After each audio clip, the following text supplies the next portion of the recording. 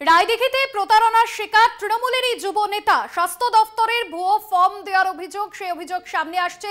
প্রতারণার শিকার হলেন তৃণমূলেরই যুব নেতা। রায়দিঘির ঘটনা, আর এই ঘটনাকে কেন্দ্র করে যথেষ্টই চাঞ্চল্য ছড়িয়েছে দলীয় শিবিরে। তৃণমূলের যুব নেতাই প্রতারণার শিকার হয়েছেন। স্বাস্থ্য দফতরের ফর্মকে কেন্দ্র করে এই প্রতারণার শিকার হয়েছেন তৃণমূলেরই যুব নেতা। আর এই ঘটনাকে কেন্দ্র করে যথেষ্টই চাঞ্চল্য দক্ষিণ ২৪ পরগনার রায়দিঘিতে। কোয়েল মণ্ডল প্রতিনিধি রয়েছেন ফোন লাইনে। কোয়েল, ঠিক কি অভিযোগ করছেন ওই তৃণমূলের যুব নেতা? জানিয়ে রাখবো, রাজ্যের চাকরি দুর্নীতির ভুরি ভুরি অভিযোগের মাঝে এবার কিন্তু সরকারি চাকরির টোপ গিলে প্রতারণার শিকার হয়েছে তৃণমূলের যুব নেতা।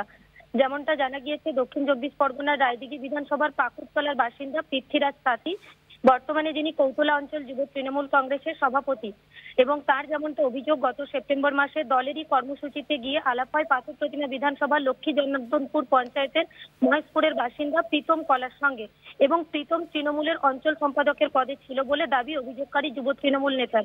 এরপর পৃথ্বীরাজ স্বাস্থ্য দপ্তরে চাকরির টোপ দেয় প্রীতমকে। ৪ লক্ষ টাকায় গ্রুপ ডি পদে চাকরি দেওয়ার জন্য স্ট্যাম্প পেপারে চুক্তিও হয় বলে অভিযোগ। অগ্রিম ১ লক্ষ টাকা নেয় প্রীতম। এরপর কলকাতার নীলরতন সরকার হাসপাতালে গ্রুপ ডি পদে চাকরির একটি নিয়োগপত্র হাতে পায় পৃথ্বীরাজ। সেই নিয়োগপত্র নিয়ে নীলরতন সরকার হাসপাতালে কাজে যোগ দেওয়ার জন্য যখন পৃথ্বীরাজ যায়, সেই সময় সেই হাসপাতালের সুপার জানিয়ে দেন এটি ভুয়ো নিয়োগপত্র। এরপরেই কিন্তু প্রতারণার পর্দাফাঁস হয়ে যায়। তারপর থেকে অভিযুক্ত প্রীতম কিন্তু এখনো পর্যন্ত গা ঢাকা দিয়ে রয়েছে। ইতিমধ্যেই প্রতারিত নেতা কলকাতা পুলিশ সহ সুন্দরবন পুলিশের কাছে লিখিত অভিযোগ দায়ের করেছেন। দলের উচ্চ নেতৃত্বদের কাছেও কিন্তু বিষয়টি জানিয়েছেন।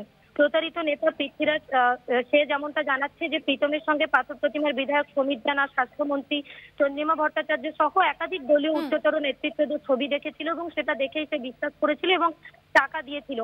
পরে কিন্তু পুরোটাই ভুয়ো বলে জানা গিয়েছে। ইতিমধ্যে এই ঘটনাকে ঘিরে কিন্তু জোর জল্পনা শুরু হয়েছে, রাজনৈতিক মহলে জোর চর্চা শুরু হয়েছে। অপরদিকে বিজেপি নেতৃত্বরা গোটা ঘটনায় সিবিআই এবং ইডি তদন্তের দাবি জানিয়েছে।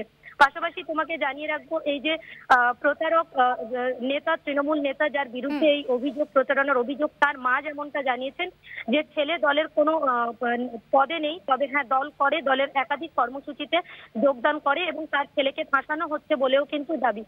ইতিমধ্যে গোটা ঘটনায় কিন্তু যথেষ্ট রাজনৈতিক চর্চা শুরু হয়েছে। একদমই ধন্যবাদ জানাবো। কোয়েল মণ্ডল প্রতিনিধি ছিলেন ফোন লাইনে। রায়দিঘিতে প্রতারণার শিকার হয়েছেন তৃণমূলেরই যুব নেতা। স্বাস্থ্য দপ্তরে ভুয়ো নিয়োগপত্র নিয়ে প্রতারণা, ইতিমধ্যেই তিনি অভিযোগ দায়ের করেছেন। ১ লক্ষ টাকা প্রতারণার অভিযোগ তৃণমূল কর্মীর বিরুদ্ধে। তৃণমূল কর্মীর বিরুদ্ধে থানায় অভিযোগ দায়ের। স্বাস্থ্য দপ্তরের ফর্ম ভুয়ো ফর্ম। রায়দিঘিতে প্রতারণার শিকার তৃণমূলের যুব নেতা। আর এই ঘটনায় যথেষ্টই দলীয় শিবিরেও চাঞ্চল্য এবং রায়দিঘিতে চাঞ্চল্য ছড়িয়েছে।